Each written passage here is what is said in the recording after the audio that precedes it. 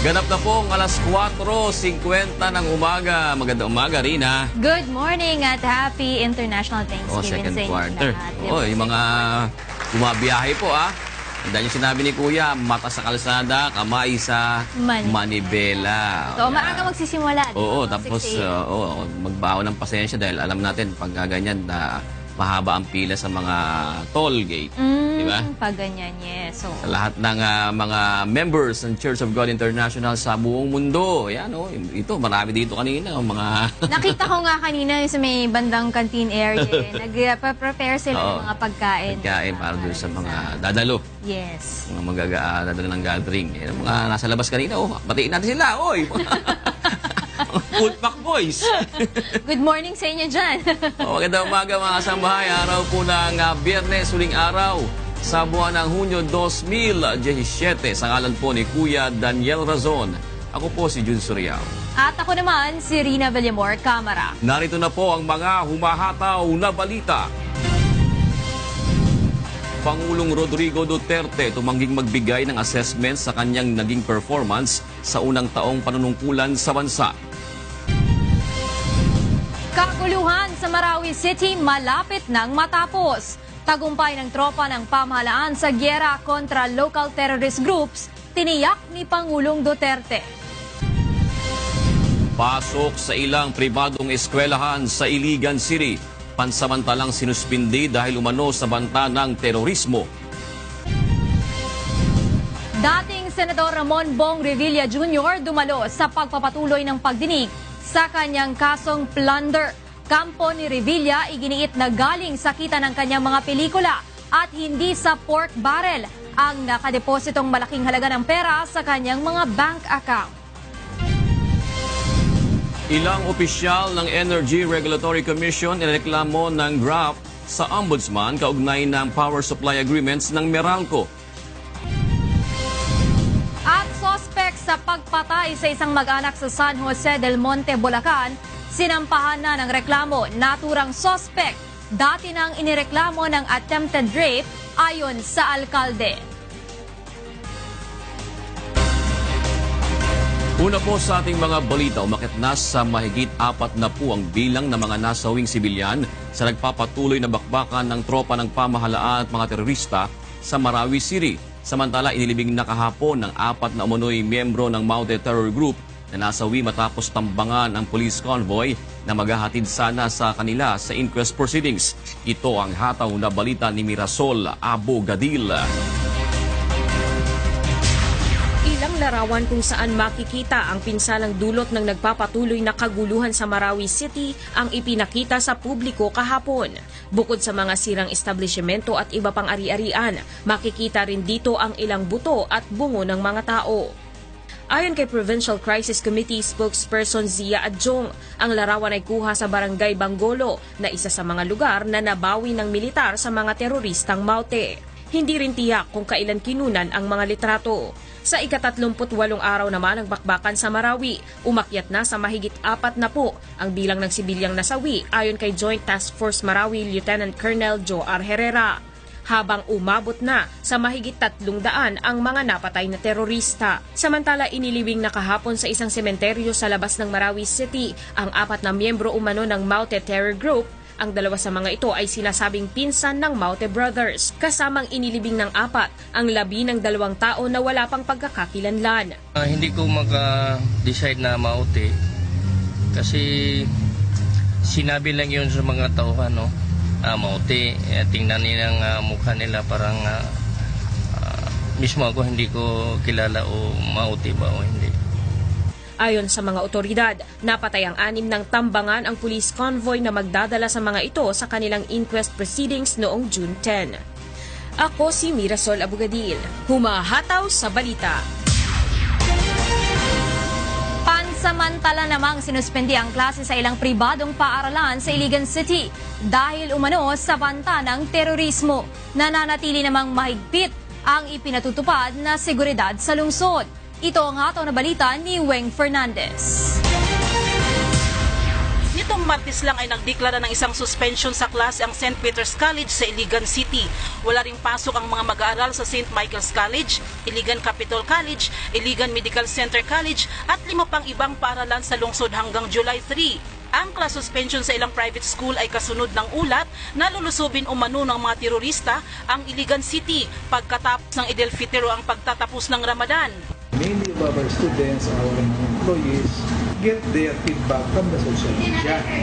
That's why sila po concerned na alarma.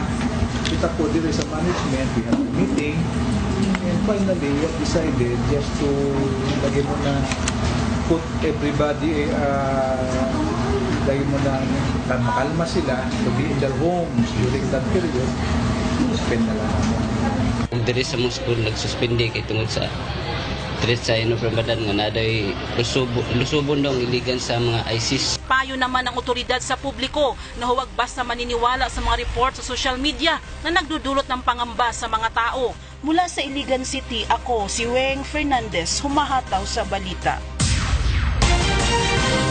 Naniniwala ang dating rebeldeng sundalo na si Senator Gringo Honasan na kailangan magsagawa ng assessment ang Kongreso upang malaman kung sapat na ba ang 60 araw na pagpapatupad ng martial law sa Mindanao.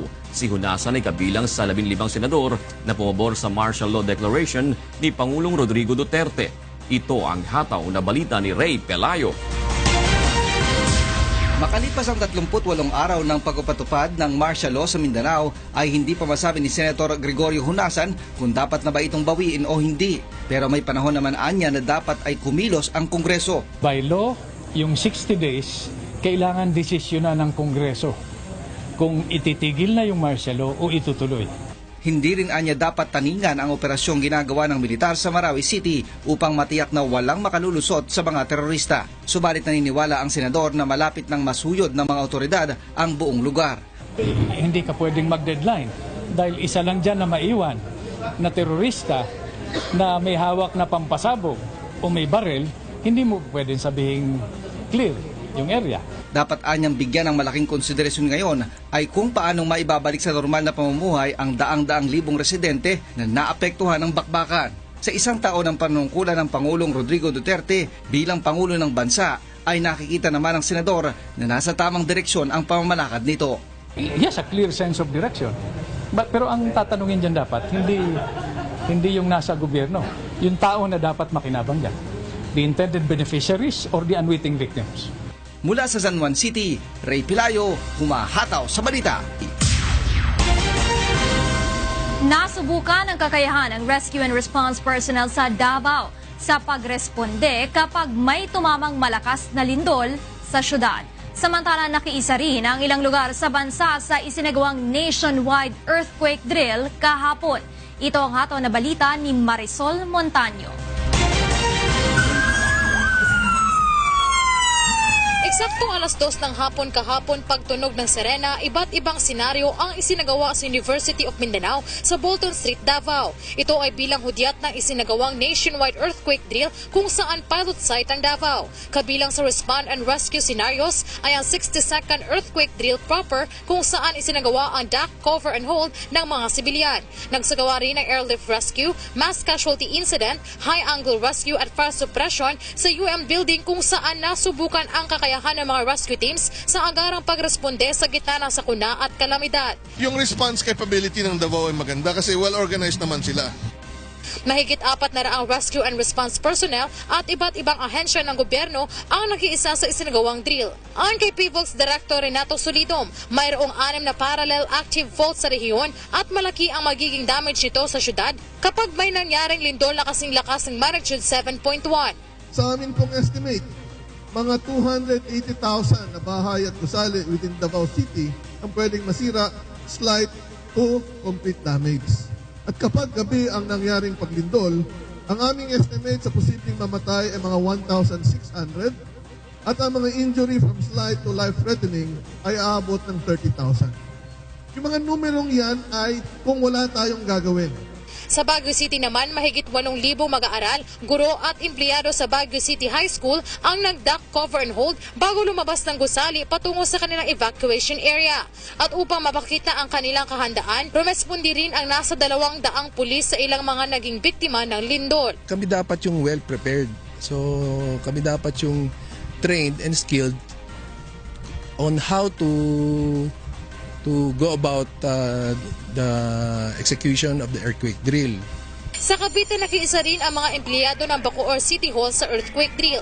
Matapos namang matiyak na ang lahat ay nasa evacuation center na, nagsagawa ng exercise contra looting ang mga pulis. Sa tingin ko, all systems in place naman sa mga pagpapractice natin sa araw na ito. Ako si Marisol Montaño, humahataw sa balita. Binigyan ng pasadong grado ng Office of the Civil Defense ang kahandaan ng mga empleyado ng isang mall sa isinagawang earthquake drill. Subalit puna ng OCD, dapat ay hinikayat din ng mga ito ang mga mall goers na makiisa sa drill para na rin sa kanilang kaligtasan sakaling tumama ang malakas na lindol sa Metro Manila. Ito ang hataw na balita ni Asher Cadapan Jr. 7 to 8 ang gradong ibinigay ng Office of the Civil Defense sa earthquake drill na ginawa ng SM Mega Mall. Ayon kay OCD NCR Director Romulo Cabantac Jr., organized at mabilis kumilos sa pagtatayo ng mga tent ang mga ito. Kabilang sa mga tent na inihanda ay ang communication team, first aid team, command post, evacuation, security bomb searching and crowd control, firefighting and rescue, relief goods at international aid. Ang naging problema lamang aniya ay hindi hinikayat sa pamamagitan ng paulit-ulit na babala ang mga mall goers upang isagawa ang duck cover at hold. It's not necessarily naman na pupunta sa ibang i-announce na there will be a drill. Ito po ang evacuation area. It's up to them to participate on that, but ituturo ngayon, encourage silang sumama para malaman din nila mismo na kung mangyari man ito, dito tayo pupunta. Dagdag ng OCD, ang earthquake drill ay paulit-ulit na gagawin upang matandaan ng mga tao kung ano ang gagawin sakaling tumama ang malakas na lindol sa bansa. Pagpatak ng 2:00 ng hapon, naka-duck cover and hold na lumabas ang nasa 400 hospital staff at employees ng Siemens Hospital sa isinagawang earthquake drill. May mga inihanda rin silang rescue operations at tent para magamot ang mga kunwari biktima ng lindol. Primarily, kung nasa loob kayo ng building, alamin kung saan yung mga exit points, no?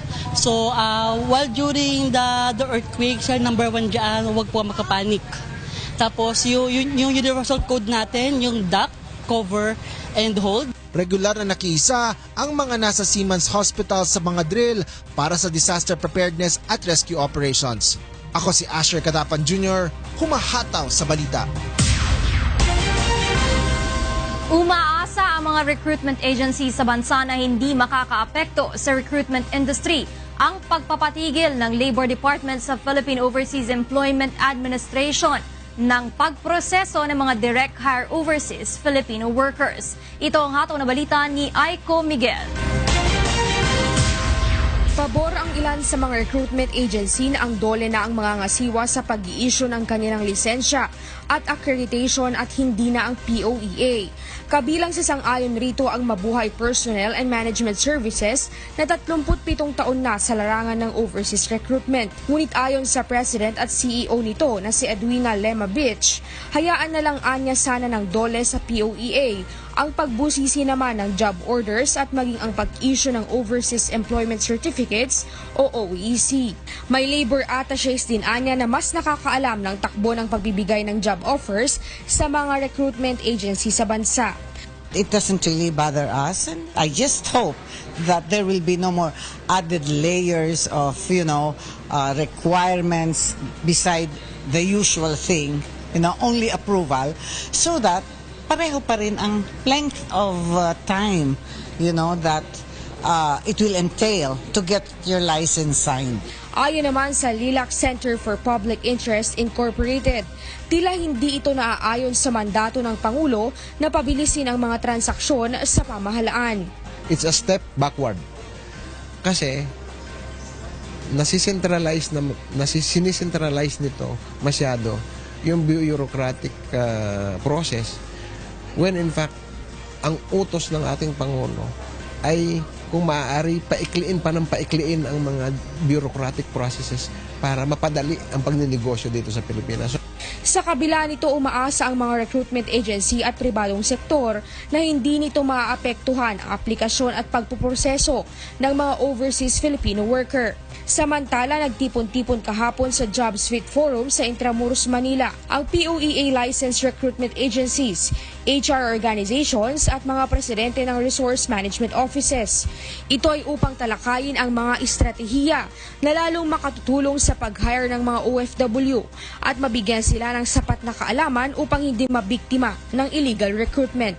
Mula sa Maynila, ako si Aiko Miguel, humahataw sa balita. Planong isulong muli sa Senado ang panukalang bawasan ng kapangyarihan ang kalihim ng Department of Justice. Ito ay sa gitna na rin ng kontrobersya na kinakaharap ng kagawaran. Ngunit ayon sa DOJ Chief, labag sa konstitusyon ang plano na ito ng ilang mambabatas. Ito ang hataw na balita ni Nel Maribuhok. Muling isusulong ni Senator Chis Escudero ang panukalang amyendahan ng kapangyarihan ng Department of Justice. At isa sa mga nais tanggalin ng senador ay ang kapangyarihan ng DOJ na mag-review ng mga naging resolusyon ng isang piskal, provincial o city prosecutor na minsan anya ay nahahaluan na ng politika.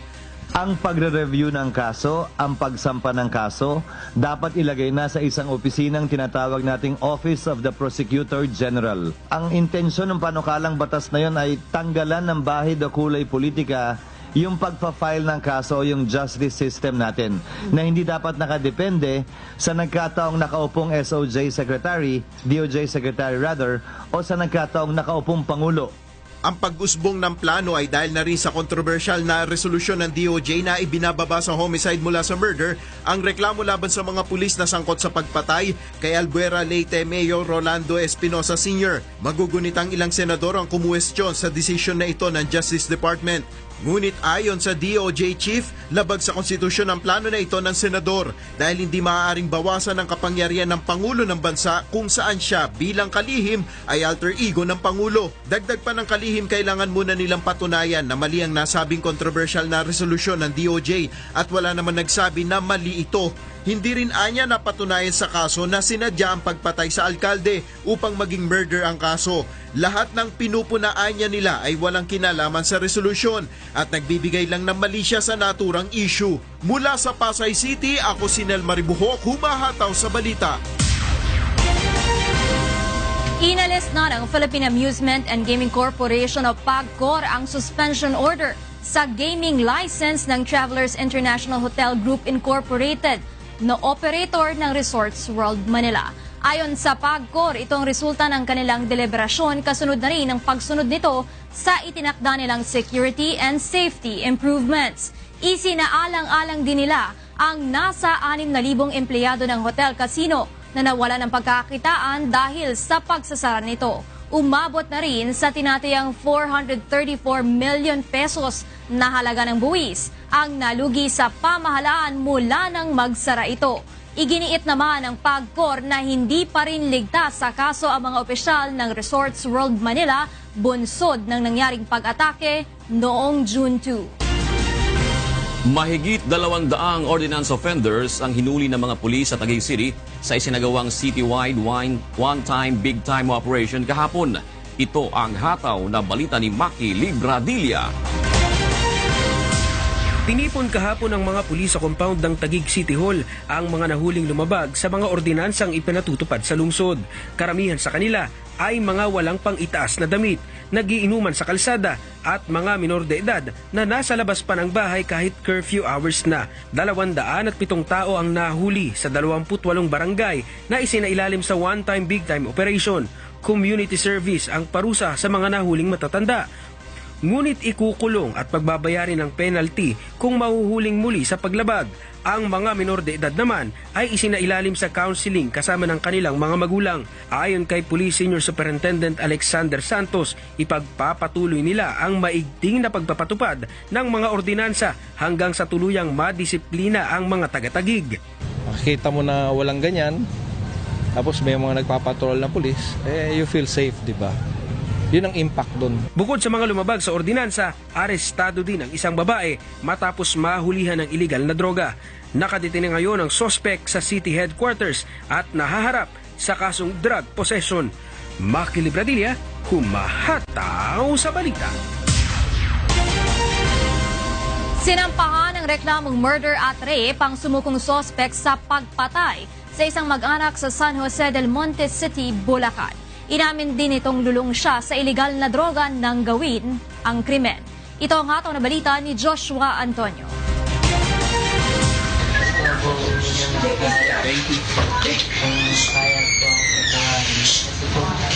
Nagawa ko yung mga ganun bagay ko.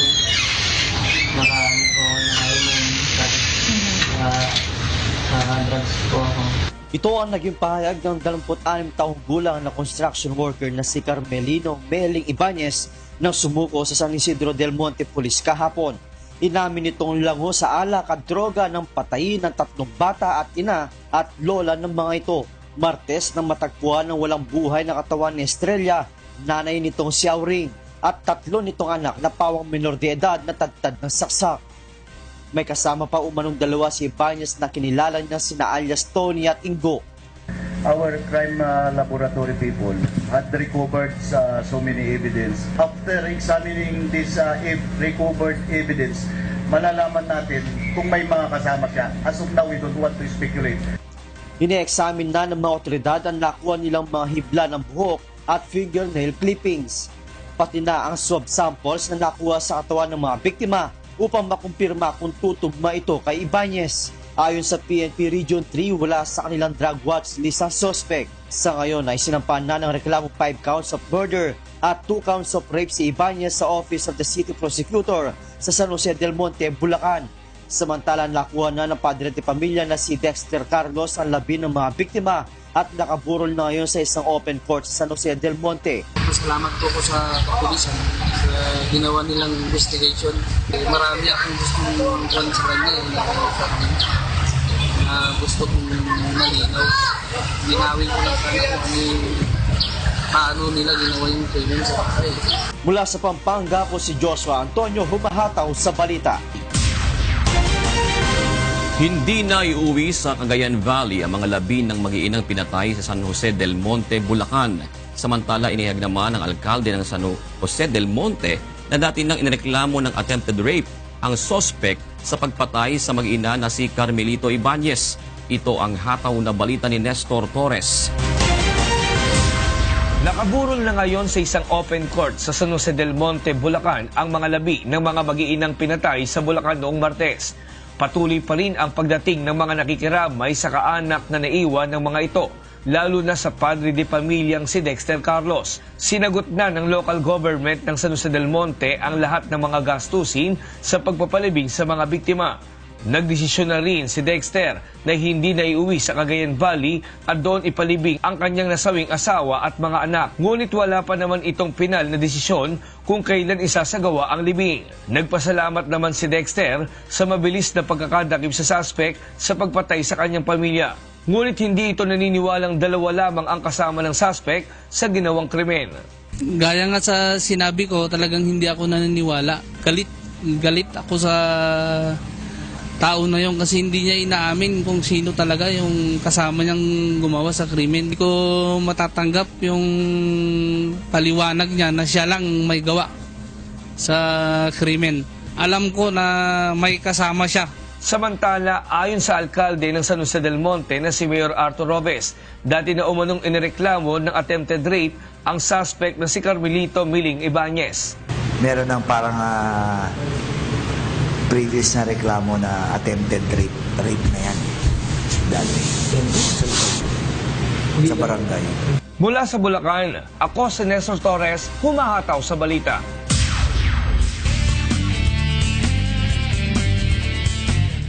Pinagbabaril ang isang lalaki ng mga hindi pa nakikilalang sospek na sakay ng motorsiklo sa Sampaloc, Maynila kagabi. Alamin natin ang detalye mula kay Asher Cadapan Jr. live. Magandang umaga, Asher. Yes, June, nagkakape sa isang convenience store sa Sampaloc, Maynila ang isang tricycle driver nang bigla itong lapitan ng mga riding in tandem criminals at saka pagbabarilin bandang alas 6 kagabi. Kinilala ang biktima na si Angelito Bautista, 38 anyos. Hindi naman nakilala ang mga suspect na parehong nakasuot ng helmet at nakasakay sa isang motorsiklong walang plate number. Ayon sa paunang investigasyon ng mga otoridad, gumagamit ng shabu si Angelito bagamat hindi ito nagbebenta. Wala rin umanong nakakaaway ang biktima. Nakapagtanong-tanong na rin kami sa mga kakilala niya ron, sa mga tricycle driver. Hindi naman daw siya na-involve sa mga ibang masasamang gawain, pagnanakaw, wala. Talagang paggamit lang daw po, hindi rin nagtutulak. Kaya medyo malalim po yung investigasyon ginagawa namin. Nagtamo ang biktima ng 2 tama ng baril sa dibdib, isa sa mukha at isa sa leeg na agad nitong ikinamatay. Narecover sa pinangyarihan ng pamamaril ang 4 na basyon ng bala ng 45 baril. June, patuloy pang inaalam ng otoridad ang motibo ng pamamaril at ang pagkakakilanlan ng suspect. Mula sa Maynila, ako si Asher Cadapan Jr., humahataw sa balita. Maraming salamat, Asher Cadapan Jr. Patay naman ang isang suspected drug pusher sa Caloocan City nang sumabog ang hawak nitong granada na ihahagis dapat sa mga pulis na aaresto sa kanya. Alamin natin ang iba pang detalye mula kay Rajel Adora live. Magandang umaga, Rajel. Yes, June, nagkawasak-wasak ang loob ng bahay ng isang suspected drug user matapos masabugan ng granada sa Barangay 176 Caloocan City pasado alas 9 kagabi. Nakatanggap ng sumbong ang pulisya patungkol sa suspect na kinilala lamang sa alias Pido o Daddy na malakas umanong magtulak ng droga. Agad namang ikinasa ng otoridad ang isang anti-drug operation laban sa suspect. Nang katukoy ng mga pulis ang bahay ni Pido ay nakita may hawak itong droga. So, nung nakita nilang tropa na may hawak pala ng granada, yung instinct is binarilan niya. So, nung pagkabaril, bigla na rin sumabog. Dead on the spot ang suspect habang wala namang nasaktan o nasawi sa mga otoridad. Ayon sa barangay, madalas umanong makakita ng iba't ibang tao sa loob ng bahay ng suspect. Na-recover sa crime scene ang isang bulto ng hinihinalang shabu na tinatayang nagkakahalaga ng 50,000 pesos, ilang drug paraphernalia at ang pin ng granadang sumabog. Mula rito sa Caloocan City, Rajel Adora, humahataw sa balita. Maraming salamat, Rajel Adora.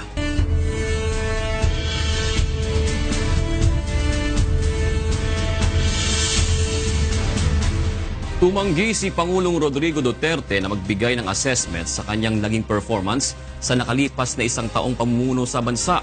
Samantala, sinimulan na ng Department of Public Works and Highways ang master plan para sa rehabilitasyon ng Marawi City. Ito ang hataw na balita ni Rosalie Coz.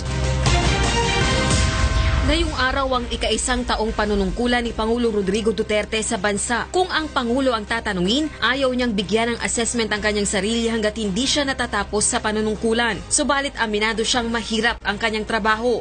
I do not make any assessment. I only make assessment after my term.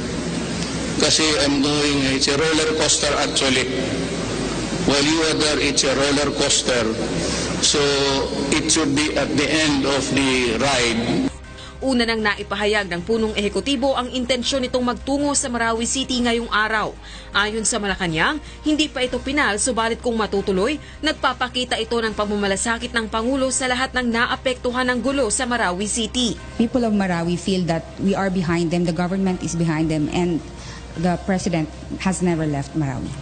Mismong si Pangulong Duterte na rin ang nagsabi na hindi siya madalas makikita ng publiko sa mga susunod na araw. Ito ay upang matutukan ang mga recent developments sa Mindanao. I go to the brigades to check on their morale, readiness, and everything. So hindi nyo makikita masyado dito unless there is an important appointment. I'd be spending most of my time in Mindanao. Samantala, ayon kay Public Works and Highway Secretary Mark Villar, ongoing na ang paggawa ng pamahalaan sa master plan ng rehabilitasyon sa Marawi City. Sa ngayon, prioridad muna ng DPWH na mai-upgrade ang evacuation center tulad ng paggawa sa mga sanitation facility. Wala pang ulat ang pamahalaan kung magkano ang tinatayang halaga ng mga nasirang ari-arian dahil sa giyera. Subalit tiniyak ng DPWH na kasama sa planong maitayong muli ay ang mga nawalang tirahan ng mga Maranao. Kasama po sa plano yung of course, facilities and of course new areas for civilians and where they can move.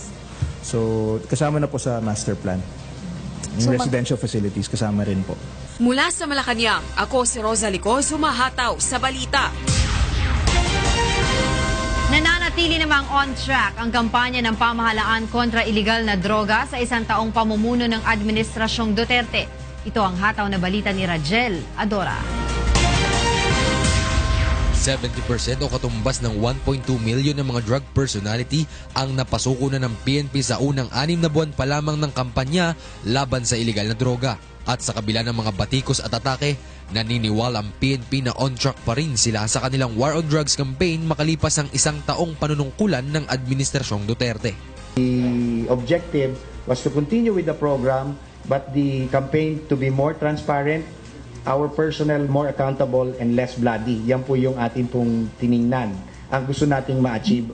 Batay sa pinakahuling tala ng Philippine Drug Enforcement Agency, simula July 1, 2016 hanggang June 6, 2017, mahigit 60,000 na ang isinagawang anti-drug operation ng pamahalaan.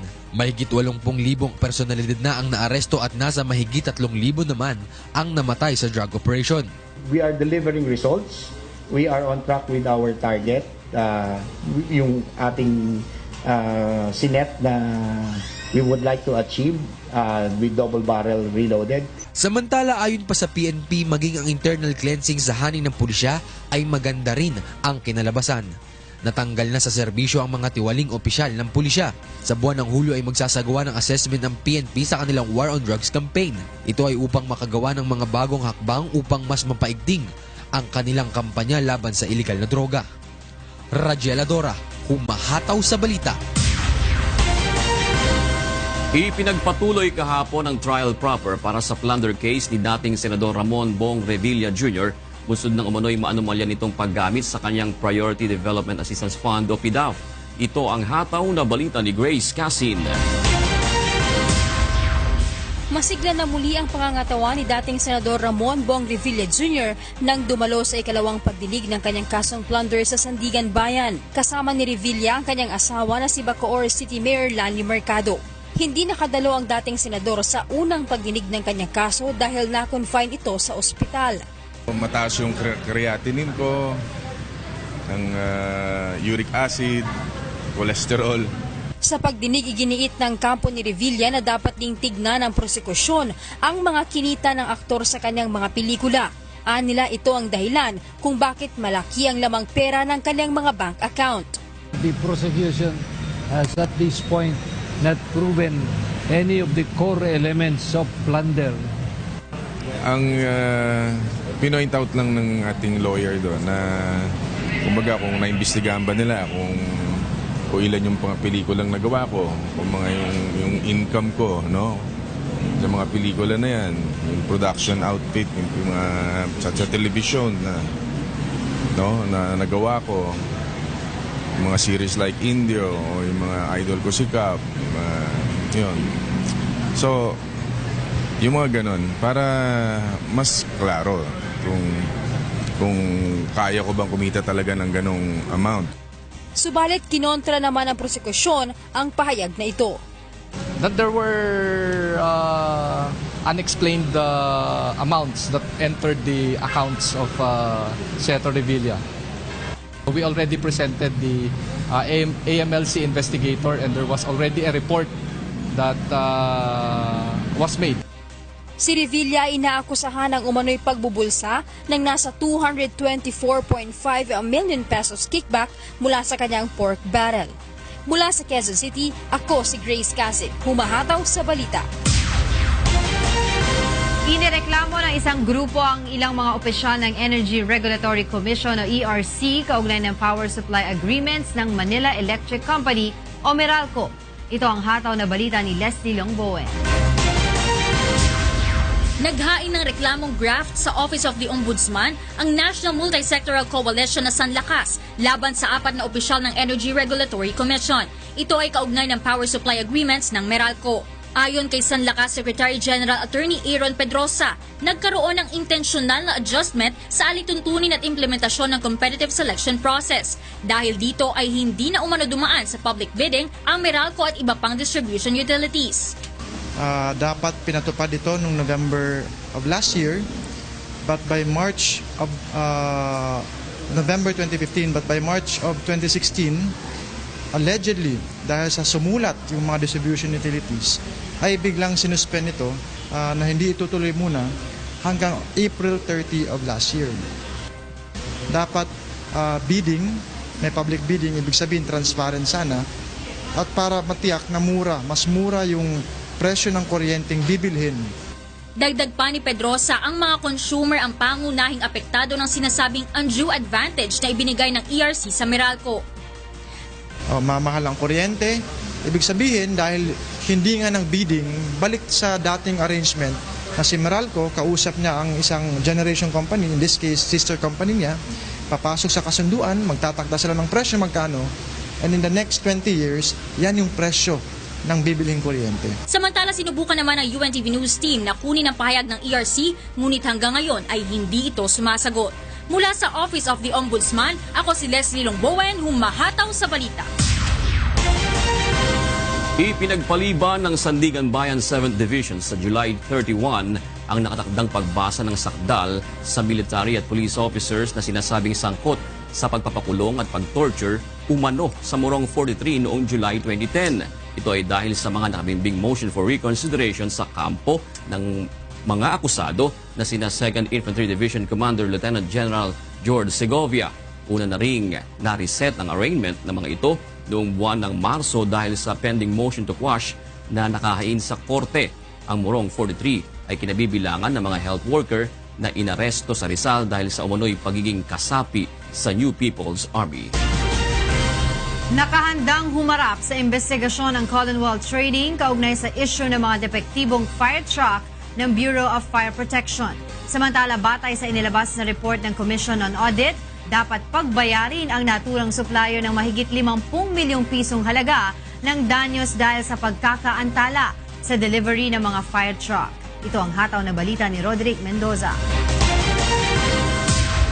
Handa umano ang supplier ng depektibong mga fire truck na harapin ang gagawing investigasyon ng Department of Justice. Una nang sinabi ni Secretary Vitaliano Aguirre na bubuo siya ng panel upang busisiin ang sinasabing mga anomalya sa kontrata ng Commonwealth Trading at BFP. Sa amin, wala po kaming problema para hindi harapin po yung whatever na sinabi nila sa dyaryo kasi siguro pinag-init din ng isang kalaban yun. Sa report ng Commission on Audit, 176 sa 469 na fire truck ang may depekto, magmula sa mga sirang side mirror at ilaw hanggang sa pumapalyang mga makina. May rekomendasyon din ang COA na pagbayarin ang Commonwealth Trading ng 52 million pesos na danyos dahil sa pagkakaantala sa delivery ng mga truck. Pero giit ng kumpanya, maayos ang mga truck galing China na i-deliver nila mula 2015 hanggang 2016. Lahat yan, bago namin binigay, training namin properly ang tao for 3 days, all expenses paid by us. Kinuha mo bago, broken side mirror, kasalanan pa ba niya yun? Ni Colonel, yun yung ignition na nasunog. Kinuha mo yan, after 1.5 years, sunog.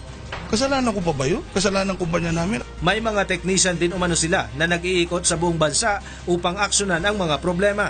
Pero aminado silang natatagalan ang repair dahil kung minsan inaangkat pa nila sa China ang mga pyesa. Yung findings ng COA, kung titignan mo mabuti, replaceable po lahat yun. Pangalawa po, under warranty pa kami. Kaya walang natalo sa taong bayan, lalo na sa gobyerno natin.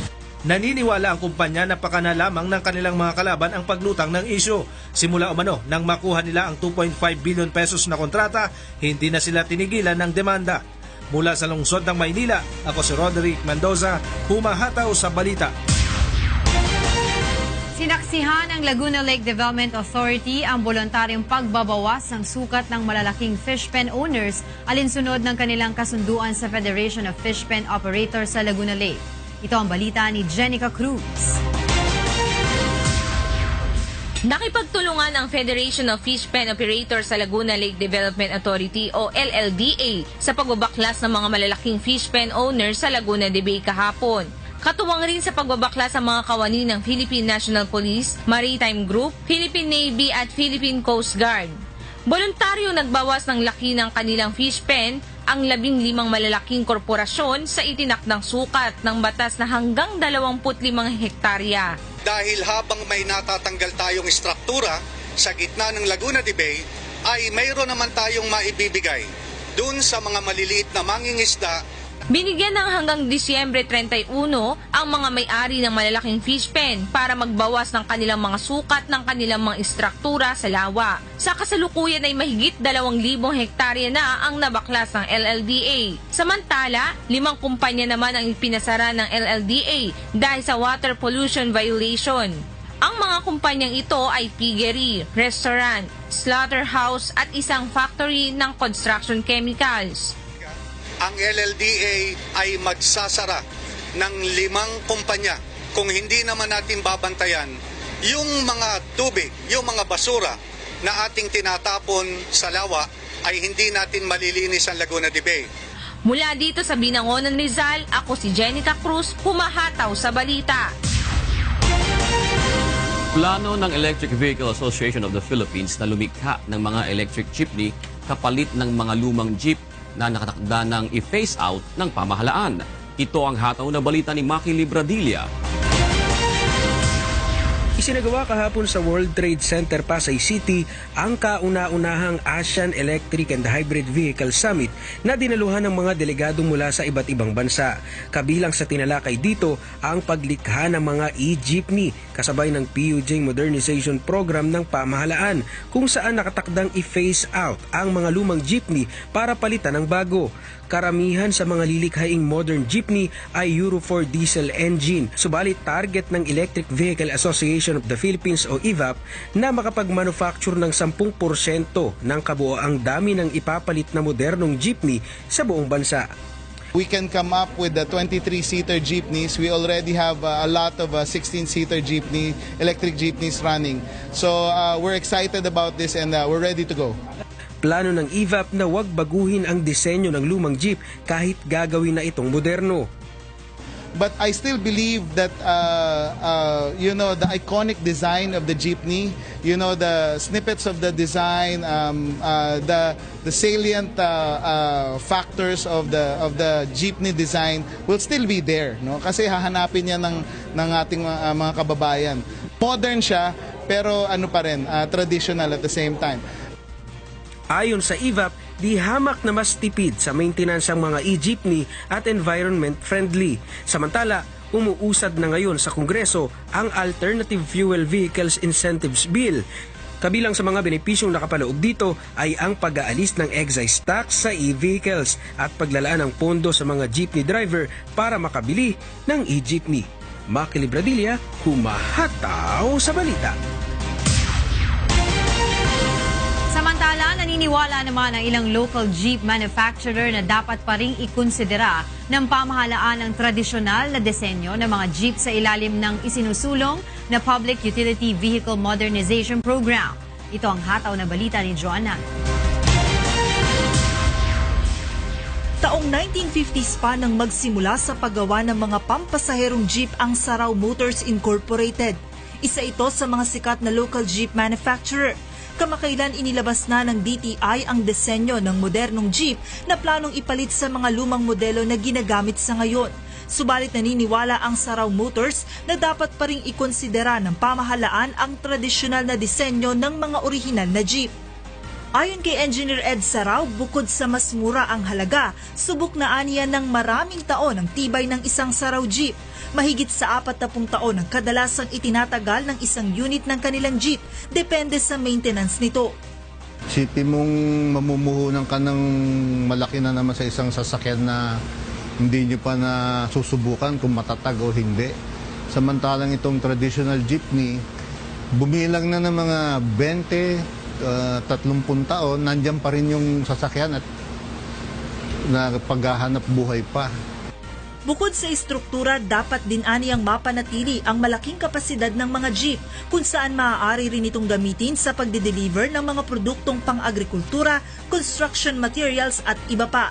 Samantala, nangangamba rin ang mga local jeep manufacturer sa posibleng negatibong epekto sa kanilang negosyo ng gagawing modernisasyon ng mga public utility vehicle. Maglabas ng magandang programa para sa mga local manufacturers.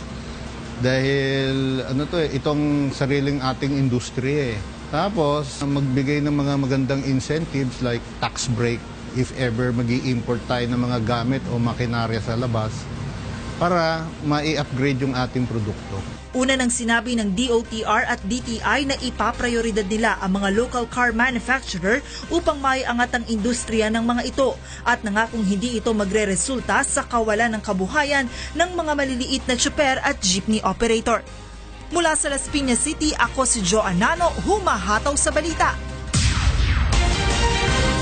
Naniniwala si House Minority Leader Danilo Suarez na makatutulong ang pagpapatupad ng 3-digit number coding scheme upang masolusyonan ang matagal ng problema sa trapiko sa Metro Manila. Ito ang hataw na balita ni Joyce Balancio. Sa halip na magpatupad ng 2 beses na number coding scheme sa loob ng 1 linggo, nais ni Minority Leader Congressman Danilo Suarez na gawing 3 numero ng plaka ng sasakyan ang ipagbawal ng Transportation Agency sa isang araw. Ito ang suwestyon ng mambabatas sa Metropolitan Manila Development Authority o MMDA upang solusyonan ang dami ng mga sasakyan na bumabiyahe sa Metro Manila. Yung 1, 2, 3, Monday, 4, 5, 6, Tuesday, 7, 8, 9, Wednesday. So, we're eliminating 30% of the traffic. Dapat rin anyang tanggalin ang window hours at ipatupad ang number coding kahit sa araw ng Sabado at Linggo. Kailangan lang na ipalaganap ng media ang impormasyon sa publiko kaugnay ng coding scheme kada buwan. Metro Manila Commission had to publish in the paper in all major dailies the scheduled traffic ng private vehicles monthly. Kasi mahirap magkuan o at least it's printed na alam mo kung anong araw ka hindi pwede. Wala pang reaksyon ng MMDA hinggil sa panukalang ito sa number coding scheme pero una na nitong sinabi sa pagdinig ng kamera na re-revisahin nila ito. Pinag-iisipan po natin with the support of the Metro Manila Council, of course, yung mga mayors natin, kung susuportahan nila, pinag-aaralan natin kung pwedeng i-modify pa yung number coding scheme na sa ngayon. Mula sa Quezon City, ako si Joyce Balancio, humahataw sa balita.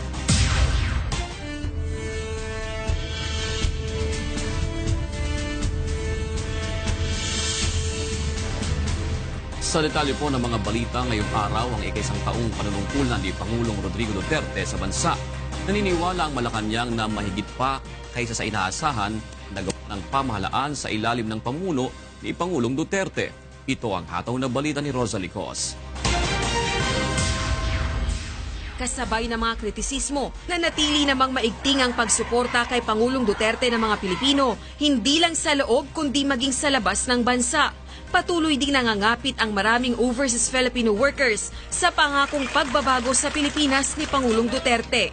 I will try to make this country, yung Pilipinas, a better place. Well, someday you can come back and settle down and find ka magnegosyo, maraming trabaho. Batay naman sa ulat ng Department of Foreign Affairs, mula March 29 hanggang June 25, higit 5,000 undocumented OFWs na ang nakauwi ng bansa mula sa Saudi Arabia. Samantala, ilang kontrobersyal na kautosang tagapagpaganap din ang pinirmahan ni Pangulong Duterte, kabilang na ang Freedom of Information, kung saan inatasan ng Executive Department na bigyang daan ang constitutional rights ng mga mamamayan sa impormasyon at gawing transparent ang mga pulisya ng gobyerno. Pagtataas ng combat duty pay ng mga sundalo at mga uniformadong tauhan ng pulisya mula 500 sa 1,500 piso kada buwan. pagtatayo ng mga karagdagang drug abuse treatment at rehabilitation centers sa buong bansa, paglulunsad ng Citizens Complaint Hotline number 8888, pagsusulong ng smoke-free environment sa mga pampubliko at kulog na lugar, at ang pinakahuli ay ang pag-regulate sa paggamit ng mga paputok at pagsusulong ng community fireworks display. Bagaman matagal ding nabinbin, naibigay din sa ilalim ng unang taon sa pwesto ni Pangulong Duterte ang karagdagang 1,000 SSS pension increase. Kung ang Malacanang ang tatanungin, higit pa sa inaasahan ng nagawa na ng pamahalaan sa ilalim ni Pangulong Duterte. You know, it actually feels like 3 years already, right? Considering the amount of work done, considering the challenges and all the matters that have been addressed. But I certainly hope, I mean, this is just my opinion since you asked. I wish that people would be more united in appreciating and not act as if they were not Filipinos. Isang taon na ang nakalilipas, nananatili rin hanggang ngayon ang mga binitiwang salita ni Pangulong Duterte para sa bawat Pilipinong katuwang sa inaasam na pagbabago. Far from that, these were battle cries articulated by me in behalf of a people hungry for genuine and meaningful change. But that change, if it is to be permanent and significant, must start with us and in us. To borrow the language of F. Shunet Jose, we have become our own worst enemies, and we must have the courage and the will to change ourselves. Mula sa Malacanang, ako si Rosa Lico, humahataw sa balita. Nananatiling matatag ang suporta ng pamahalaan ng China sa Pilipinas. Ayon kay Chinese Foreign Minister Wang Yi, nasa golden period of fast development na ang ugnayan ng dalawang bansa. Katunayan nito ay ang mahigit 20 cooperative agreement na nilagdaan ng dalawang bansa. Ito ang hataw na balita ni Mirasol Abugadir. Lalo pang tumatag ang ugnayan ng Pilipinas at China sa panahon ng panunungkulan ni Pangulong Rodrigo Duterte. Ayon sa Chinese government, sa halos 6 na buwan lamang ay 22 cooperation agreement na sa infrastruktura, agrikultura, kalakalan at ekonomiya, turismo at paglaban sa iligal na droga ang nilagdaanan ng dalawang bansa. Kaya naman itinuturing na nasa golden period of fast development na ang bilateral relations ng Pilipinas at China. Sa pagpupulong kahapon ni na Chinese Foreign Minister Wang Yi at Foreign Affairs Secretary Alan Peter Cayetano, nagkasundo ang dalawang bansa na ipagpatuloy ang mapayapang usapan kaugnay ng maritime dispute sa West Philippine Sea. 实际上是一条死胡同。如果还有人要走回头路的话，我想他不仅是走不通的，而且会再次损害菲律宾人民的利益。我们不希望看到这样的情况。 The first tangible and easily seen product is the peace and stability not only in the West Philippine Sea and South China Sea but in the whole region. Bukod dito, nagkasundo rin ang dalawang bansa na paigtingin pa ang kooperasyon sa ilalim ng Belt and Road Initiative ng China na nakasentro sa global economic development ng mga bansa sa Asia. Ako si Mirasol Abugadil, humahataw sa balita. Inihayag ni Pangulong Rodrigo Duterte na malapit nang matapos ang kaguluhan sa Marawi City. Sa pagbisita nito sa mga pulis sa Davao Region, tiniyak ng Pangulo ang tagumpay ng tropa ng pamahalaan sa gera kontra mga terorista. Ito ang hataw na balita ni Diane Ventura. Binisita ni Pangulong Rodrigo Duterte ang mga pulis sa Police Region Office 11 sa Camp Quintin e Mercado, Davao City kahapon. Personal itong pinagkalooban ng medalya ng kagalingan ng 6 na pulis. Ang mga ito ang tumugi sa mga membro ng New People's Army na nagtangkang umatake sa Police Detachment Unit sa Barangay Malitbog, Panabo City noong June 23. 3 NPA rebels sa insidente ang nasawi. Samantala sa kanyang talumpati sa harap ng mga pulis, sinabi na Pangulong Duterte na konting panahon na lang at matatapos na ang kaguluhan sa Marawi. But the way it's being evolving now, I think it will be a matter of days. This before the end of the month, matatapos na yan. We are winning the war, do not worry. Ayon pa sa Pangulo, tiyak na ang pagkapanalo ng tropa ng pamahalaan sa gyera laban sa local terrorists na Maute Group. But your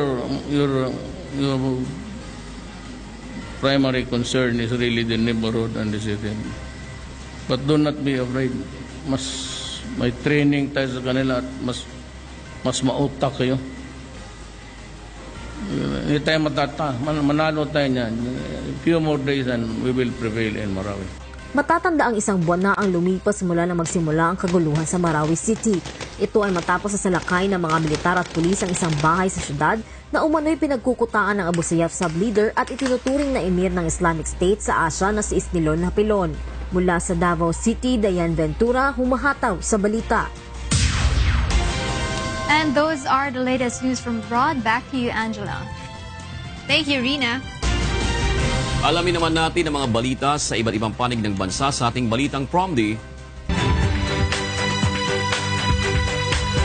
Mula po sa Baguio City, alamin natin kay Bradley Robusa ang mga balita sa Luzon. Naimbag bigat, Bradley.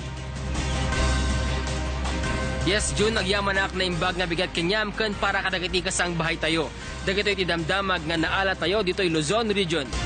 Nilagip itata ti Cordillera Administrative Region ti may katalupulo nga panakatakder ti rehiyon. Agbayag dato'y selebrasyon ti may nga bulan kadwa ti mararamat nga nadumadumang aktibidad ditoy. Kagiddan iti daytoy ket inpakamumanen ti dakulang gobyerno nga may ngato ti otonomiya ditoy rehiyon. Daytoy kano ti makikita da nga pakilaw-lawagan tapno rumang ay iti Cordillera kenhan iti madigdegan nga federalismo. Kasi ang mangyayari dito pag hindi tayo naging autonomous, baka pag sulong ng federalismo mahiwalay ang ibang probinsya mapunta sa isang federal state at sa kabila naman yung iba. Pero pag tayo ay nabuo na isang autonomous region, cohesive siya na iisa.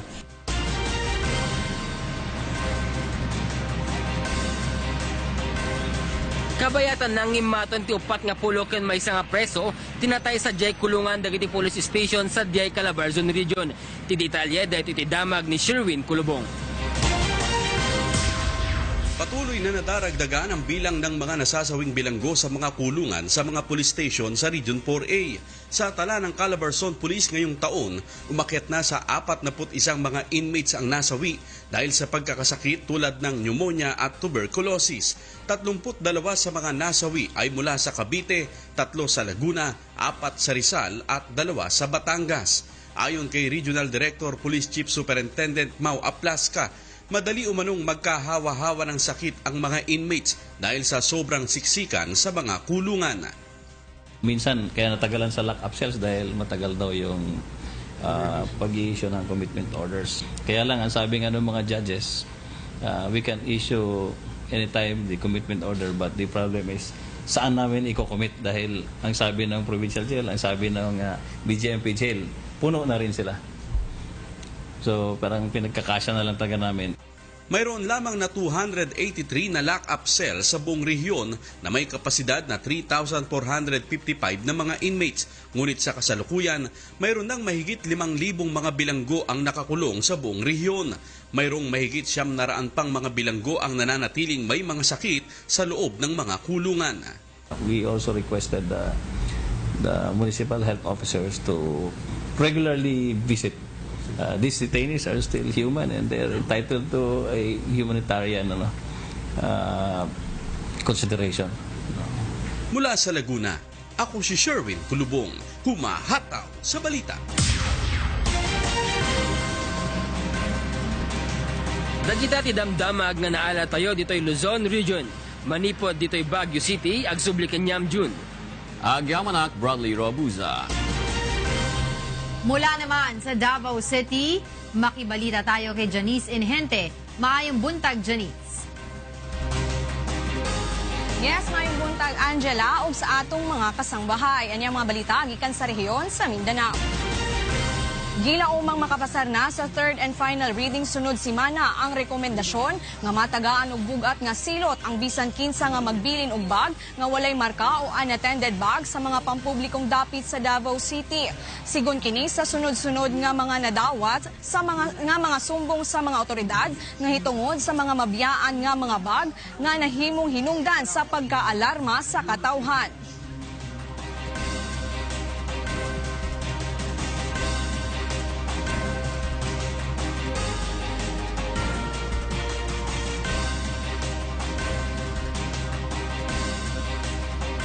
Want to cause alarm, no, sa city. More than 200 calls every year. And last year 300 plus, almost 400, no? And dako kang istorbo sa city na. So we want Davaoenos to be more responsible in their mga bags nila. Ang mga madakpan nga magbilin og bag o bisan unsa nga unattended nga mga bagay sa usa ka pampublikong lugar, pabayron og 1,000 sa unang paglapas, 3,000 sa ikaduhang paglapas og 5,000 pesos og usa ka buwan nga pagkapriso alang sa ikatulo nga pagkalapas. Samtang sa laing bahay na nawagan sa katauhan ang Zamboanga Local Government ug ang mga otoridad nga dili mabalakas sa mga hungihong nga moatake kuno ang mga teroristang grupo sa nagkalain-laing dapit sa nasud karong adlaw. Ani ang balita ni Dante Amento.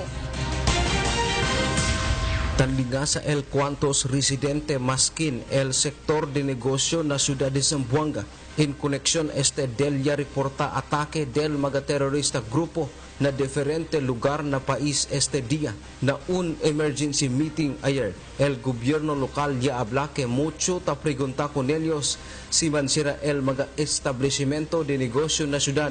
Cuantos barangay también ya alarma especialmente muchas veces el patrulla del mga soldado aquel mga día ya pasa. Asigon na gobyerno lokal naway debe para manlingasa el mga residente por causa ta continua el taase supervision del mga autoridad. So we would like to assure everyone that we in the city of Zamboanga continues our maximum security to ensure the safety of everyone, and we will continue to resume all our business activities, even the schools. Yaabla pa el gobyerno lokal que no maase kalayat kunel magata sa mensahe di aminaso ke objeto ase violensya i panik na publiko. Ang inyo pong Joint Task Force Zamboanga na kinabibilangan ng ating 11 IB at ng ating mga Marines and other security forces ay patuloy na magbabantay to protect the people of Zamboanga City, to make sure that the safety of each and every member of the committee is protected. Tadali kita atensyon todo mga mensahe ta pwede kita receive. So far todo kita validation and yuman andagat kita na area di aton tropa. Yadali abiso también con el mga eskwela que hace aksyon para hindi man panik el mga estudyante.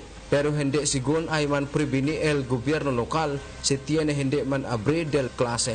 Desde na ciudad de Zamboanga, iyo si Dante Amento, humahataw sa balita.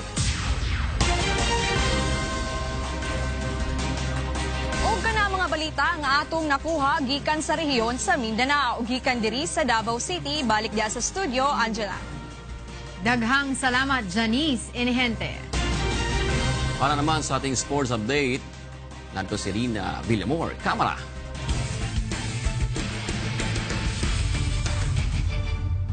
Morning na, Rina. Hi June, good morning ulit.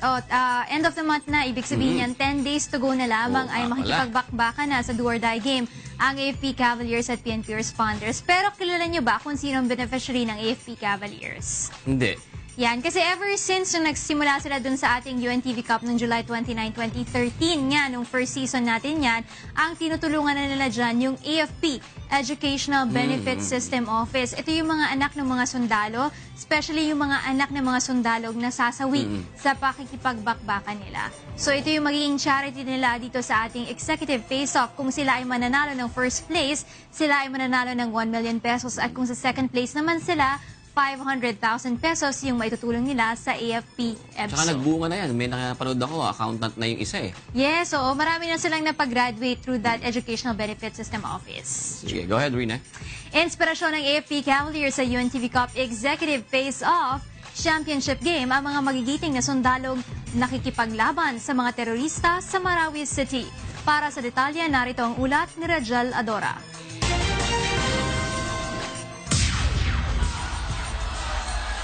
Spot up 3! Mataas ang moral at desidido ang number 1 team AFP Cavaliers na makuha ang kampyonato sa nalalapit nilang pagtutuos ng PNP responders sa finals ng UNTV Cup Executive Face-Off sa July 10, alas 6 ng gabi sa Smart Araneta Coliseum. Ayon sa AFP, bagamat hirap sila na maipon sa practice dahil sa abala sa kani-kaniyang duty ang mga general at colonel ng Sandataang Lakas ng Pilipinas, paghahandaan pa rin nila ng husto ang bakbakan nila ng PNP sa hard court. We'll prepare hard pero siyempre gusto namin makuha to, lalo na yung mga kasama namin kasi sa Marawi, gusto namin ialay lahat doon yung game na to. Nagsisilbing inspirasyon ng Cavaliers sa paglalaro ang mga kasamahan nilang sundalo na nakikipaglaban sa Marawi City. Yeah, masasabi ko yun ang inspiration, yung mga kasama naming sundalo na yung mga, lalo na yung mga namatay sa labanan, yung mga nasugatan, yung mga pamilya na namatay yung kanilang mga asawa sa labanan. Gusto naming ialay ito lahat, yung buong suporta ng team, yun yung focus yung doon. Kaya nagpapasalamat kami sa UNTV, yung opportunity na binibigay sa amin ito na para makatulong. Ang mapapanalunan ng AFP ay pagkakaloob nila sa AFP Educational Benefit System Office. Ito ang foundation ng AFP na tumutulong sa pagpapaaral sa mga anak ng mga sundalong nasawi at nasugatan sa pagganap ng tungkulin. Ang AFP EBSO na ang beneficiary ng AFP Cavaliers mula nang sumali sa UNTV Cup, kung saan 2 beses na silang nakakuha ng kampyonato sa loob ng 5 season. 1 milyong piso ang makukuha ng tatanghaling kampyon sa UNTV Cup Executive Face-Off. Samantalang kalahating milyong piso naman ang makukuha ng first runner-up na kapwa ay pagkakaloob sa kanilang napiling benepisyaryo. Rajel Adora, humahataw sa balita. June, 2 sporting fights ang ating aabangan. Yung ating sa July 2, yung laban ni Senator Manny Pacquiao kontra sa Australian boxer na si Jeff Warren. At syempre sa ating July 10, andyan ang do-or-die game ng PNP Responders kontra sa AFP Cavaliers para sa championship game ng UNTV Cup Executive Face-Off. Magkita-kita po tayo sa Smart Araneta Coliseum at 6 p.m. And before I go, happy PNK sa lahat po ng Members Church of God International. June, back to you. Maraming salamat, Rina Villamor, Kamara. Happy PBB sa inyong PBB. lahat. Happy Sa International lahat ng Thanksgiving. MCGI, and of course, kila Kuya, at kay Brother Eddie Soyan. At happy weekend na rin. Oo. Diba? Para sa mga karagdagang balita, bumisita lamang sa aming website na untvweb.com. At yan po ay ikatlong paghataw ng mga balita sa umagang ito ng Biyernes, June 30, 2017. Sa ngalan po ni Kuya Daniel Razon. Ako po si Jun Suriao. Ako naman si Angela Lagunzad. Susunod na po ang programang Bawal ang Pikon, Get It Straight with Daniel Razon.